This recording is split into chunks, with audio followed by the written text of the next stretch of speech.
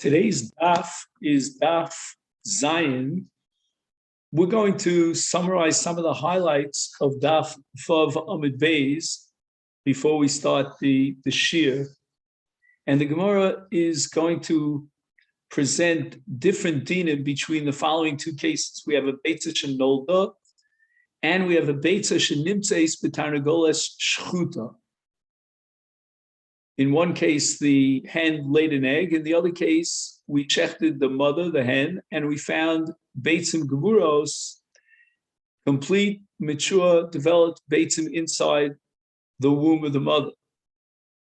And the Gemara quoted in the name of Rav a statement that goes as follows: Beitza im yitziasa nigmara. In other words, its development was complete, and we consider it as a Beitza Gemura for everything. But if you have an egg that was not yet laid, but rather was found inside the mother hen after the Shechita, it does not have the status of a Beitza Gemura. And the Gemara did not understand initially what Rav was telling us. What is Rav saying that this Yitziasa, im Yitziasa Nigmara? What does that mean? Only be Yitziasa when it is laid out in the world, so to speak, comes out into this world, then it's complete. And the Gemara suggested the following possibilities. I'm just summarizing the Gemara so that we can have a takeoff for today's daf Zion. The Gemara says, if we're talking about a case, that's the initial understanding, that you're allowed to eat this egg once it's complete and fully developed with milk, and it leaves the status of basar, and therefore it has the status of beitza, which is parva, then if you find, is Rav implying that you find the egg inside the mother and it's considered basar, and therefore you're not allowed to eat it with milk? And that, the Gemara says, is an impossible, untenable position because of the famous brisa that if you shech the tarnagoles, you find beitzim gemuros inside the tarnagoles, then you're allowed to eat them with chol. It does not; they do not have the status of basar. So the Gemara therefore reinterprets the statement of Rav, and what Rav had in mind was that beitza im yitziasa nigmara, meaning yitziasa min tarnagoles nigmara, and therefore if it was nolad on Erev Yontif, you're allowed to eat it on Yontif because the Asiya was yesterday on a day of Chol. But if it wasn't laid on Erev Yontif, but rather it was found inside the hen on Yontif after you shech the hen, then you're not allowed to eat it on Yontif because it has a din of Beitza Shenolda B'Yontif, and we're accepting Beis Hillel, meaning that it's Asur, and you're not allowed to eat it. And Rashi says that the reason why you're not allowed to eat it is because of Hachana D'Rabba, and we discussed this in the past. So the Gemara rejects this explanation of Rav because Hasanya, we have a brisa that if you shech the tarnagoles, you find beitz and gemuros inside the tarnagoles, you're allowed to eat them on Yontif. And it's impossible in the Gemara's mind that Rav could disagree with a brisa. So how could Rav possibly say that it's asur when you find beitz and gemuros inside the tarnagoles after the shechita? And the Gemara raises the possibility that maybe we don't paskin halacha like this brisa. Sharei, and the reason for that is that Komash Malan, the Tana of the brisa, is telling me a chiddush, and it goes really against the Mishnah. It's not written in the Mishnah, and therefore we don't have to paskin like the brisa. And the Gemara rejects that because the Gemara says we have a brisa. And in fact, we even have a diuk in our Mishnah. The Mishnah says, Beitza Shenolda B'Yontif, The whole machlok between Beis Hillel and Beit Shammai is only because the Beitza was a Beitza shenolda. But if we found the eggs, the Beitzim, inside the Mei Iman, and everybody agreed with that it's mutter, even Beis Hillel would not disagree. So we see clearly that it's not just a brisa that holds that matzah Beitzim tarnagolas after the Shechita mutarim biyonta, but it's even the Mishnah itself by implication. Gemara says, and if you'll argue that this diuk in the Mishnah to support the brisa is not a valid diuk because Beis Hillel is telling us that even if you find the eggs inside the tarnagolas, they're still asuros, and the reason why the Mishnah mentioned the case of noldas is what we call odiacha kochan shel Beit Shammai dematirim, to tell you that even in the case of nolda, Beit Shammai will matir the egg. How much more so if he finds eggs inside the Mei Iman and Yontif? Beis Hillel would answer in both cases. So Gemara rejects that.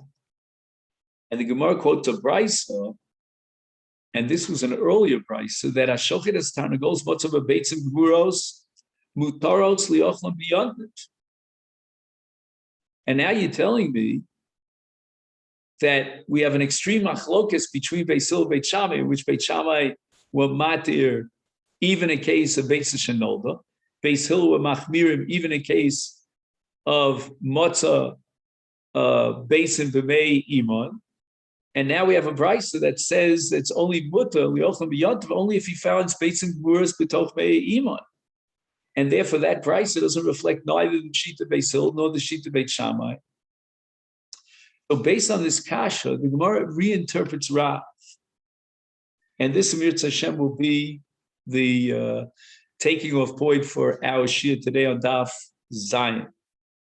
The Gemara says that what Rav meant was im yitziyasa nigmara, means that is a fully developed egg after it's laid, and it has the potential of megadelas efrochim, which means that you can take this hen, you can take a hen, I should say, and place it on top of the beitza. It'll warm up the egg, and then what's going to happen is the chickies, the efrach is going to break out of its shell. However, if you open up the stomach of the tarnagolas through shechita, and then you find beitzim inside the stomach, then in that case, eina megadel safroch doesn't have the ability to, if you put a tarnagolas on top, to develop efrochim, the chicks. So the Gemara is a very nice biological statement. What halachic implication does it have? And the Gemara says, "L'dinei mekach umemkach." And now the Gemara goes through a number of stories that are relevant to mekach umemkach, where a certain potential buyer asked the sellers if they could possibly sell him this kind of egg, and they sold him a different kind of egg. And does he have a right to claim mekach those? Yahudi amalahu. And here we're going to start up signing.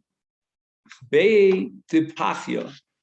So a person runs around amongst the egg sellers and he asks, who can sell me an egg that was laid by a live hen, as opposed to an egg that we find inside the hen? Laman, who has such eggs to sell me? And Yavale Be'ed Shchuta.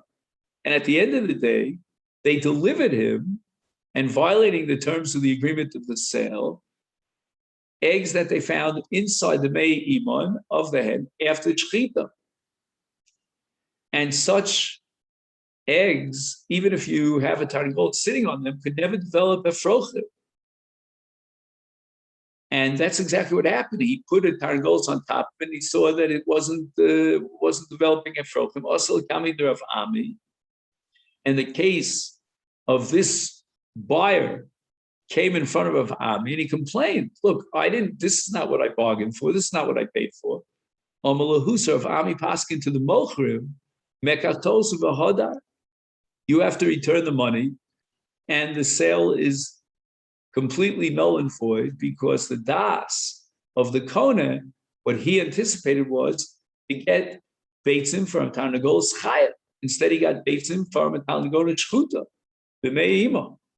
And they're not capable of being Megadol Efrochim. So Gemara asks Pshita. I mean, you're quoting this case as if, Rav Ami discovered America. I mean, this is a simple, you ask for one thing and they deliver something else. You didn't have to ask for that. That wasn't the nature of your agreement. For sure, it's a mekatos. And Gemara answers, Ma'ud I would have thought, hi, this person who was buying eggs,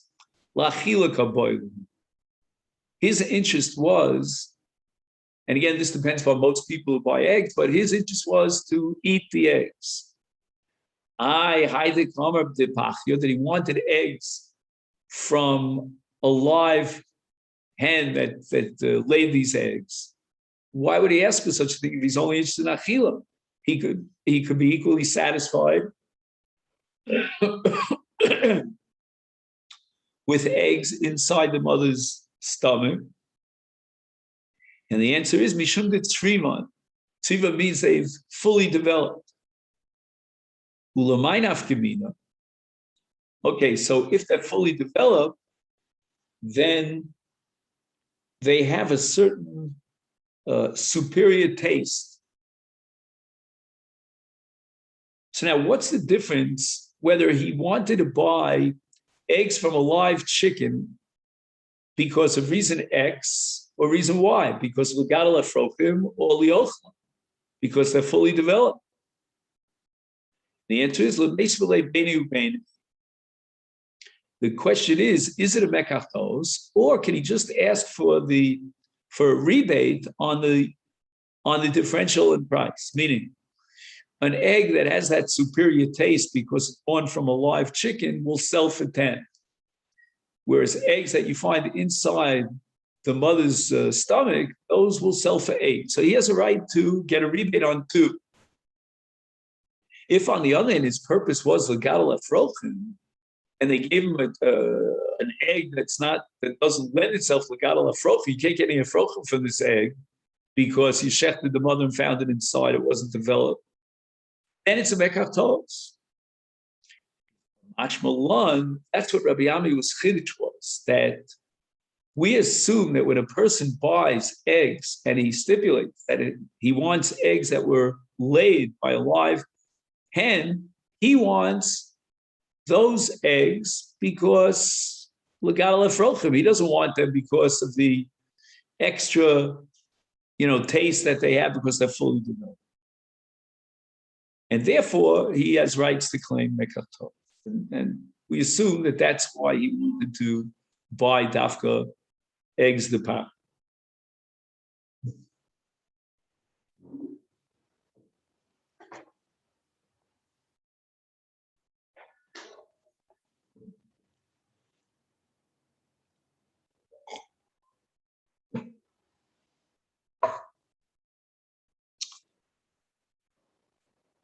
Another story. Hahu di amr lahu. So a person is going around amongst the sellers, and he's asking, who can sell me bei de dichra? Laman bei de dichra laman. Who has beitzim from a tarnagolas that was impregnated by a male? So you have a female hen and you have a rooster, a male rooster, and I'm looking to buy the eggs that were born through the zachar, if you follow what I mean, through the agency of the zachar that had a relationship with the nikeva. Because such eggs are re'uyim legadol afrochim. And the opposite kind of an egg, which are the eggs that we buy today, are yovle, what they delivered, these mochrim, were beye de safna me'ara. Safna me'ara means the tarnagolas was not impregnated by a male, but rather she sat on the ground and heated up he got heated from the ground, and there was no zachar. And those eggs that are born are einam re'uyim legadol efrochim. Also, lekami the Rabbi Ami. Again, the case came in front of Rabbi Ami Amalei, who he told the mochrim mekatos, and this is not what he bargained for. Once again, the Gemara says pshita. Obviously, he asked for Beitza Zachar. He doesn't want Beitza Safna Diara. Reason why he wants to get the eggs from an impregnated rooster, or I should say hen, by a rooster, is high become a dichra, is because he wants to eat it. It's got an extra taste, a superior taste. He asked for dichra. So obviously he wants dichra. Mishum tishamina tfei. These are fatter. And lobai nafkimina.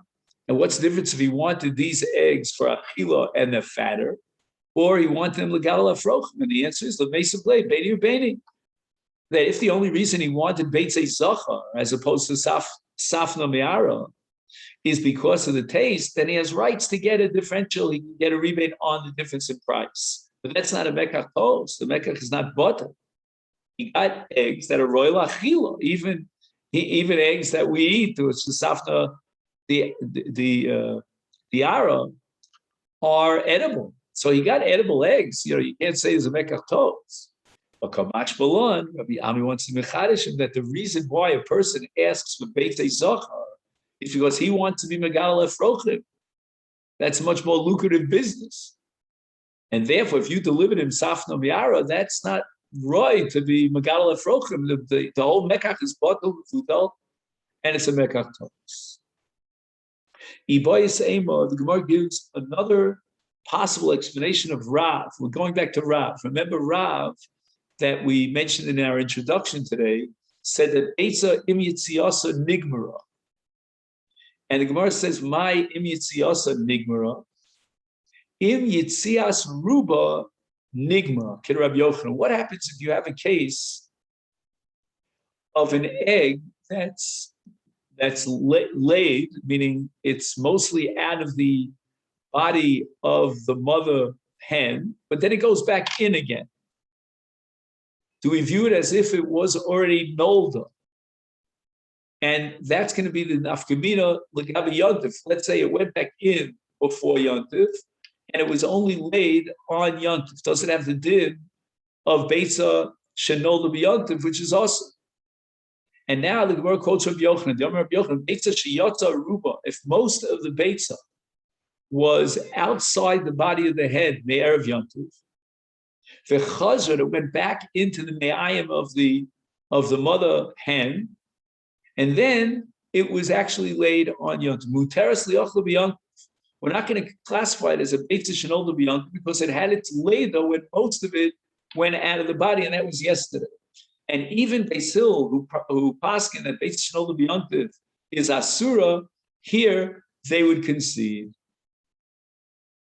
Ika diamri, some say that the transmission of Rav, as we had it until now, is faulty, and the proper, meticulous and precise transmission of Rav is my im yitzias enigma yitzias kula, im yitzias kula enigma. Rav is coming to argue against and disagree with Rabbi Yochanan that im yitzias enigma means its later is only halachically a later after the entire egg comes out. But im yitzias kulin aval ruba lo, if only the majority of the egg came out, then it went back into the mei iman, then it becomes a non-later until tomorrow on Yontif when it actually was laid, and therefore it's also because of Beitza shenolda b'yontif, ula fuki with Rabbi Yochanan, and Rav disagrees with Rabbi Yochanan.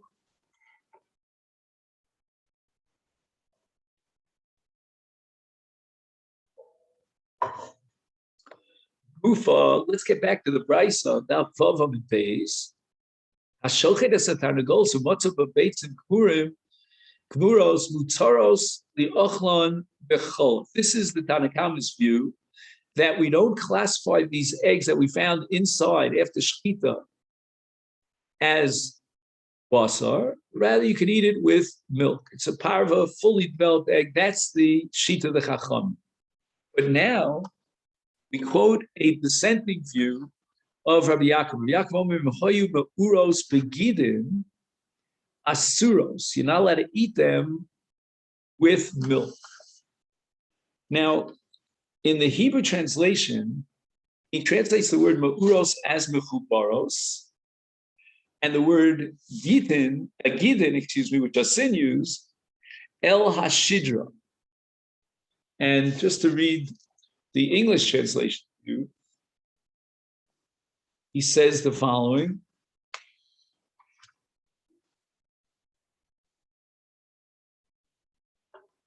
He says that if one slaughters a chicken and finds formed eggs inside it, you're allowed to eat it with milk, but Rabbi Yaakov disagrees. And if the eggs are still attached to the connective tissue, so ma'uras begidin means to the connective tissue. Now, when we say that the eggs are attached to a connective tissue, what is that tissue connecting to? And he says here, it's the ovary. And the ovary is flesh, it's basa. And now Rabbi Yaakov is saying that if these eggs have a connective tissue that connects them to the ovary, which is his translation of what the Hebrew calls the shidra, then they too, meaning the eggs, are classified as basa. You can't eat them with cholav. The Tanna Kamma holds no, that once it's a formed egg, it's fully developed, then it's mutter. Even though it's attached to basar, it's not basar. And that's the machlokis between Rabbi Yaakov and the Chacham. So the Gemara asks, what about the following brisa? Man tana lahadu tarab ochel binivlas oftar. Now, the halacha is that you have a kosher bird that dies without shechita, it's called an avela, then if a person eats from that oftar, oftar means the kosher bird, and he swallows the nevela, then he becomes tameh. That's called tumas beis habliya of an avelas oftar. And here he says that an avela of a behem and a chaya is only metame through maga or masa. It's not metame through negia of the beis habliya.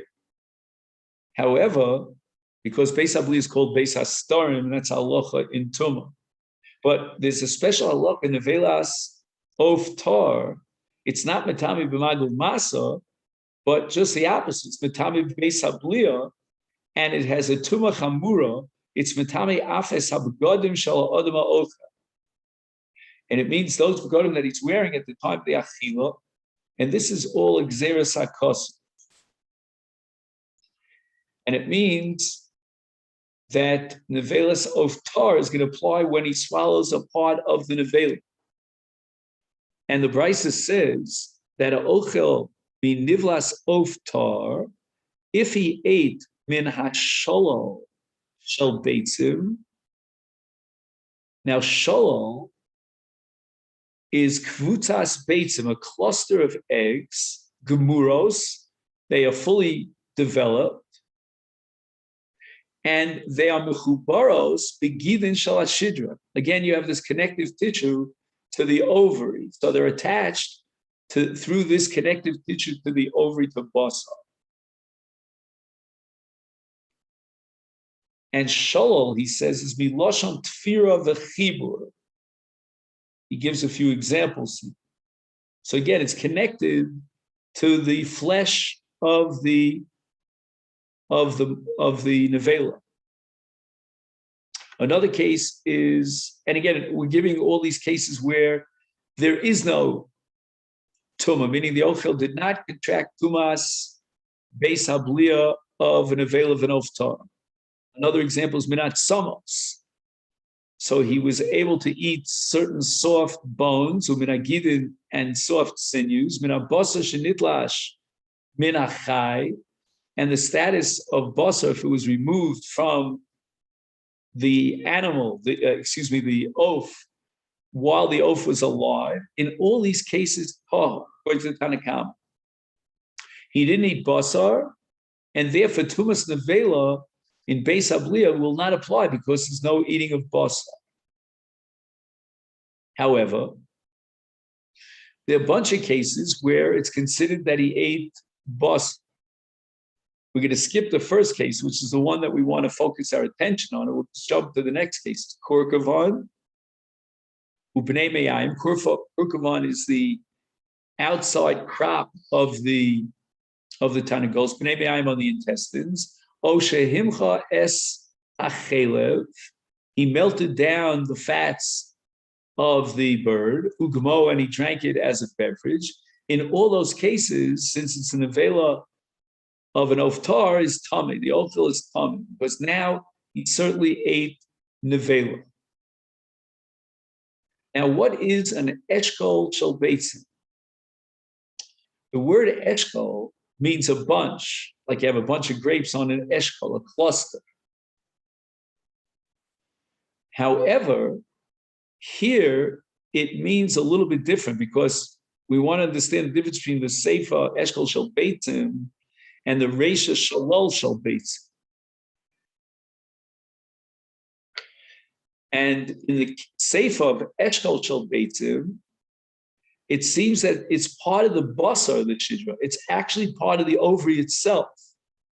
So we're not talking about eating the eggs that by connective tissue are attached to the ovary, but rather eating the ovary. Now you might ask, well, if he's eating the ovary, why is it called an eshkol, a cluster? And the answer is, the way I understand it, is that the eggs, the ovary appears like a bunch of eggs because the ovary contains within it the developing eggs. But now he's talking about eating basar of the tarnagolas. So the Gemara asks, Man tanim min hashol shel beitzim tar. We had the sheet, if you recall, of Rabbi Yaakov, who said that if you have the eggs that are ma'uros begidiv, which means they have a connection to the ovary, to the shidra, then they're asuros, they have the status of basar, you can't eat them with milk. Here in the Beitza it says that in the case of shol fil beitzim, which is exactly the case of ma'uros begidiv in the Gemara's Havamina, it's tar, meaning the ochel is tar. Amar Rav Yosef, the Lok Rabbi Yaakov. Obviously, there's a contradiction between this price and Rabbi Yaakov. This price reflects the sheet of the Chacham. To Ik Rabbi Yaakov, Amar, he said, in Hayu Ma'uros Begidin Asuros, that if they're connected with this connective tissue to the basar, then they have a status of basar, and you're not allowed to eat them with milk. And if they have a status of basar and you're not allowed to eat them with milk, then the din of tumah would actually apply that it's basar in nevela self-tar. The Gemara doesn't entertain the possibility that there are two different dinim here that cannot be equated. The Gemara thinks that your definition of basar is relevant in two different ways. It's relevant first and foremost as to whether you can eat it with milk, if it's fleshik. And number two, it's relevant as to whether or not an ochel, in the case of an avela, would contaminate himself to Beis Habliya because it's basar. Amalei Abaye wants to reject the Gemara in its tlut, in it making this interdependent. Mimai. And this is Abaye talking to Rav Yosef. How do you know that this brisa that we're learning about shol shel beitzim, that's apikame b'tumas nevelas of tar b'bliya, is against and irreconcilable with Rabbi Yaakov? Rabbi Yaakov was addressing the issue of basar b'cholav. And as far as these are basar b'cholav, he's saying that even though these eggs are not considered basar, according to the strict letter of the law. But nevertheless, we're going to make a gzera. They look too much like basar, and we're not going to allow you to eat this egg with cholav, habalinian tuma. Lo, they won't make the gzera and go as far as to consider it as basar, even though it looks like basar, it's connected to basar, and have you contract tuma. So that really, in effect, Rabbi Yaakov would agree with this brisa that says that in the case of Chol Beitzim, the ochel does not contract tuma.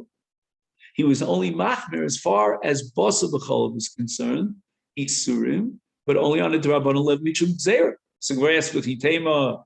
Abai asks himself the question: you'll argue against me, lenient tuma nami nixar. Once you're considering it because it looks like basa as basa, let it. Right? Does that zera prohibits you to eat it with milk?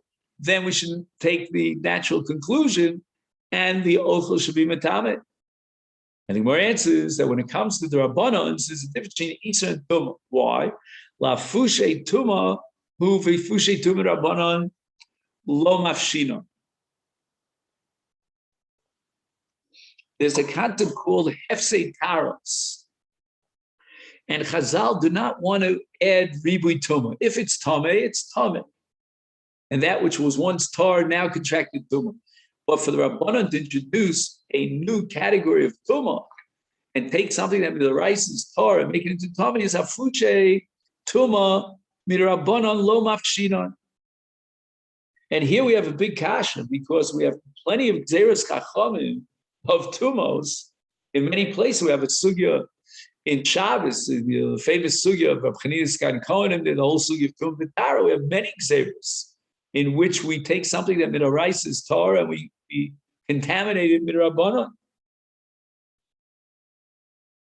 He says, in the name of Rashi, that we'll see here, Lafushe, that mikomakom ein lahakshot sheyigzur afkad, although there are many gzeres of Chacham of Tumah that we don't ask the question why it should be applied here. Shekein ein noach lem laharbos b'tumah, meaning wherever possible, we'll limit Tumah. And we won't be mitaret taras. We won't be mitamei taras. The Ritva expands on this. He says, "Lo gazru chacham el b'dvarim hametzuyir v'she'ein tumasam mechudeshes." As you have something that is matzui, and therefore it's very close to being tamei. The Rabbanan said it's tamei. And again, that tumah is not a chidush, but in the case of tumas nevelos of tar, the beis habliya, it's very rare. And not only that, it has a chidush that's not mitamim magumasa; it's only mitamim beis habliya. So in that case, Ritva says we apply the principle of fushei tumah rabbanon lo mafshina. Ika diamri. There are those who interpret Rav Yosef that from the get-go, when he said eshkol shel beitzim, in that brisa is against Rabbi Yaakov. Those are beitzim gemuros. They are completely developed eggs that are connected by this connective tissue to the flesh, to the ovary. And therefore, according to the Ikad Diamri, we changed the mahalach in the Gemara. And here's how we read the Gemara. Man Tana, who's the Tana, the Bryce who holds that if you eat mina eshkol shebeitzim tameh, that beitzim gemuros, if they are connected with this connective tissue mechubarz b'shidra, we consider it as basar and not as beitzim. So he's got eshkol bin beitzim tameh, meaning he's referring to the sefer, not the case of shol shel beitzim. And eshkol shel beitzim, we're talking about beitzim gemuros that are connected to the basar itself.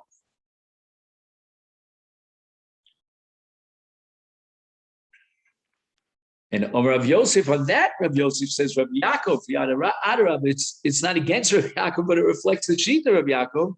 Shim hayu the Omar, this was a statement of Rav Yaakov, that if the eggs were ma'uros begidin, if they're connected to the basar, begidin asuros, you're not allowed to eat them with milk. they're considered and classified as basar, and for the same reason, they're metami tumas nevela. Amalei Abaye says in objection to Rav Yosef, Mimai de eshkol mihanach detalyu eshkol. How do you know that the phrase, quote, eshkol shel Beitza, that's referring to Beitzim Gemuros that are connected to the basar, to the shidra, Dilma eshkol gufe. Maybe what the Bryce is referring to when it says eshkol is the shidra, it's the basar shidra itself, meaning the ovary itself, which is certainly clearly basar. It's not very tasty, I suppose, but it's basar. And therefore, the Brisa establishes that there's a tumas nevela because he's actually eating the flesh of the bird. Okay, that's for sure. But Beitzim Kmuras Mechubaros Sham, if you're not dealing with the flesh itself that he ate, but rather Beitzim that are by connective tissue connected to the basar, that's not Metami Tumas Ochla. And that even the Chachamim agree that it's not considered. I mean, even Rabbi Yaakov accepts the position of the Chachamim that in this case it's not considered basar, it's considered Beitza. V'chiteiman, if you'll ask me, says Abaye, Eshkol Gufe Maila Meimra. If he ate the ovary itself, which is basar, why are you telling me a chiddush that he's metami tumas space up of oftar? And the answer is that's not a kash. Midi dahavi akurkava b'nei me'ayim. So you'll tell me that kurkava b'nei me'ayim are certainly basar. So what was the chiddush that the ochel of kurkava is metame the base of liya? The answer is that afal gav the basar ninu came of the Ika Inchi below Achli. There are people, I guess it's a silent minority of people that don't eat neither the Bnei Me'ayim, nor the Kurkavan, nor the Eshkol. Now, if they don't eat it, then we have a possibility that it's not metame. You need an ochel that's edible in order to generate tumah. Is itzrich lashmeina, the Tana has to teach me that we can consider it as basar oath, and we're knowing the tumas nevela. And hachanami, so too here with regard to the basar of the ovary, came in the ika inshid lo achli, since many people don't find it attractive to eat the ovaries of the bird, therefore itzrich lashmeina. We have to be machadish that as far as tumas nevela is concerned, it still is considered ochel, and therefore it's metame b'toras basar. We learned in the Beitza. Any member of the animal kingdom that has a relationship, male and female, during the daylight hours, they don't have this relationship and this intimacy at night, nolad b'yom. The female is going to give birth only by day. I'd love to check this out in the science books today. But if you have animals that mate, male and female, at night, then nolad rak b'layla. The female will give birth only by day. Kol tashmisho bein bayom bein layla, nolad bein bayom bein b'layla. Kol shetashmisho nolad bayom zu tarnagolas. Tarnagolas will have tashmish only during the day, and therefore will only give birth to its beitzim only by day. Kol tashmisho layla nolad b'layla zu atalef, a bat, and the bat has its relationship with its female and male, but at night, and then it'll give birth during the day. Called the Shvish Baby Yom Baby Laila is Adam, the Chol the Dami. So man could have relationships both by day and by night, and the female can give birth both by day, either by day or by night. Okay, now the Gemara, as we'll soon see, is going to develop a nafkamina around this. Omar Mar called Shibiyom Nolav Laila Zutar goes, my nafkamina, why is it so important that I know this? That I be aware of the biology?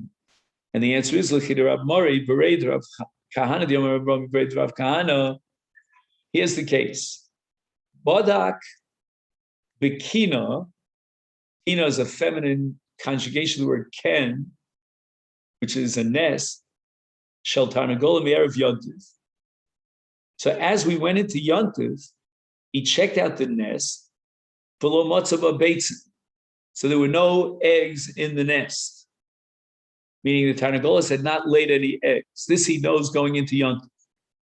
Ulamachar hishkim umatzav Beitza. He finds in the very same nest an egg. And therefore, you would have said, before we saw this statement of Amari, that by definition, it must be that this Beitza was nolda b'yontiv, and it's also, because we're passing like Beisil, Beitza shenolda b'yontiv is also. He checked it out going into yontiv, there was no egg there. It must be that during the course of the night, the hen laid this egg. And yet, it's muteres. Now, the word hishkim here means that he got up before alos hashachar, so there was no daytime period. The only possibility would be that the hen laid the egg during the nighttime, which would make it into a Beitza shenolda b'yontiv. And yet, Rav Mari says no. This egg was not born on yontiv because the tarnagolas mates by day with a rooster and lays eggs by day, not by night. So we're not dealing with the Beitza shenolda b'yontiv, which is also b'achila, because we know that the egg was not laid at night. Hens don't lay eggs at night. It must be, therefore, that the Beitza was nolda before yontiv, which means that it's mutter on yontiv. Of course, you'll ask the question, wait a minute, he was bodek. He checked out the can going into yontiv. There were no eggs there. And that's Gemara's kasha, lo bodak. You know, we assume he did a reliable bedika. I mean, it's not a great thing. You know, all you have to do is check the nest and see if there are any eggs in there. Gemara says, Emar lo bodak yofi yof. In this case, we have no choice but to assume, because again, a rooster, a hen does not lay eggs at night, period. We have to assume the egg was laid by day. He checked it. He didn't do a good job in checking it. He missed it. Afilu barak yof. And even if I grant you that he did an excellent bedika, Emar yotzasa ruba v'chazra and havi k'Rabbi Yochanan. We're going to assume that the Leda took place during the day, but after Rove, most of the egg went out, it went back in again. So it was reabsorbed, so to speak, in the, the womb of the mother hen. And we're going to quote Rabbi Yochanan, who says that if most of the egg went out, that's called a Leda. In this case, it means most of the egg went out Erev Yontif by day, and therefore it's muteres when it's actually officially laid during the course of the night. And you might ask, but a hen does not lay eggs at night. This was already born; it was already laid on by day of Erev Yontif. So the Gemara asks, Aini, is this so that if you find an egg inside, in the nest of the hen before alos hashachar yontif, you're allowed to eat that egg? And that applies even if you check the nest going into yontif. Amar Rav Yossi ben Shol Amar Rav, Bodak b'kina shel tarnagolos me'erev yontif, v'lo matzah ba beitza l'machar hishkim. Hishkim means before amud hashachar. Is umatzah ba beitza asura. And we're assuming now, based on this brisa of Rabbi Yossi, actually it's not a brisa, it's an Amoraic statement, that we're going to assume that the hen laid the egg on Leil Yontif, and therefore asura, it's a Beitza shenolda b'yontif. So the Gemara answers, Hasam b'desafna me'ara.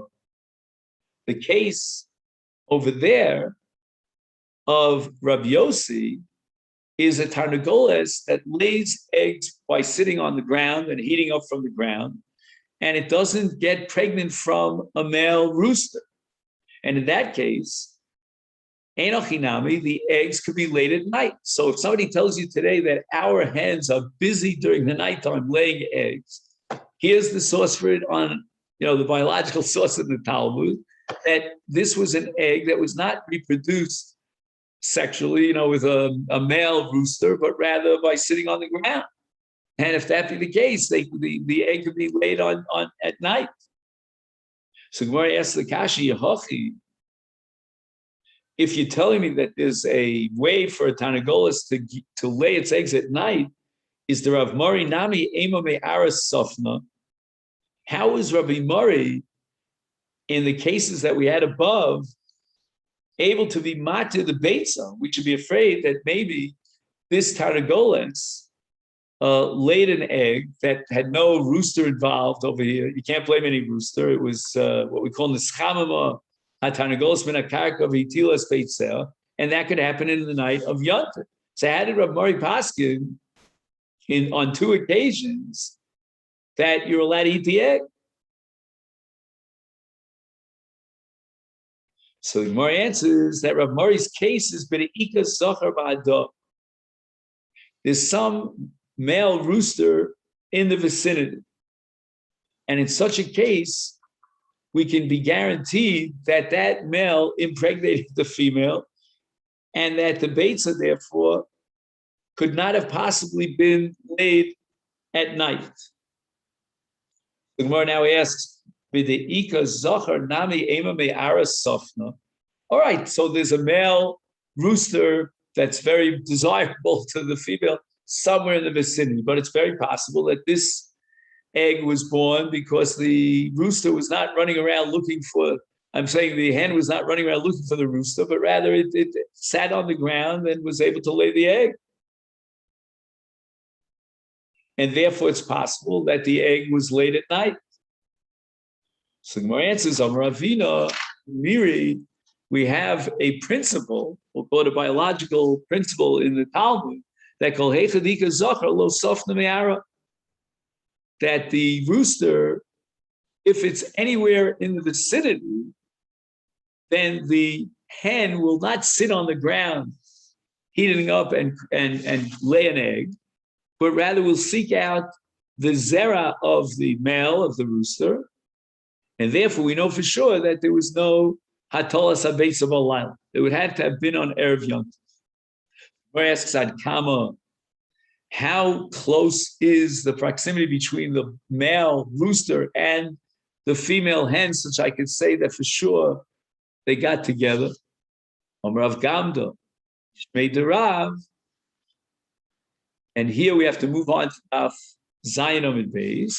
Kol Heicha B'Shama Kole B'Yamama. It's a distance in which the mother hen, the female hen, could hear the sounds of the rooster, the male rooster, during the daylight hours. In such a case, once the hen hears the voice of the male, of the rooster, it will not sit down on the ground and lay an egg from the heat of the ground, but rather it will seek out the rooster. In the Mela, we know that it won't give birth at night. So if you find an egg inside the nest before Alos HaShachav Yontif, you're allowed to eat it. But if the male is further away, Yoser Mishir Zeh, then Yesh Litlo Shenischava Min HaKarka V'Beitza Asura. Then we're going to assume that since the male rooster was not an ear's drop, right, an ear's distance to the female rooster, therefore we're going to assume that these are eggs that were nischama min karka, and therefore they're prohibited because they were laid on the night of Yontif and they have the status of Beitza Shenolda B'Yontif. The Gemara adds that Ovid Rav Mori Ura, he paskin that we could be matter the egg and assume that it was not late at nighttime. In the case where he checked out the nest going into Yontif, Ben Hashmoshes of Erev Yontif, and then he went in before Abudat Shachar and he finds the egg there. And that's because the Tarnagol, the male rooster, is within a distance of Ad Shitin Bate, up to but not more than 60 batim. And each bias, he says, is 4 amos. So we'll multiply 60 by 4. The Gemara adds that Ika Nahara lo of. However, if the female and the male chickens were separated by a river, we'll see later if there was a bridge between the river, but if there's no bridge, then lo ovra. We assume that neither the female or the male is going to travel across the bridge, or across the water, I should say, across the river. And there's no bridge. So even though the Tarnagolis is within Shishim Batim, nevertheless, we're not going to assume that the egg was laid by the impregnation of that the rooster impregnated the hen, because they're not going to find access to each other over the water. They don't swim very well.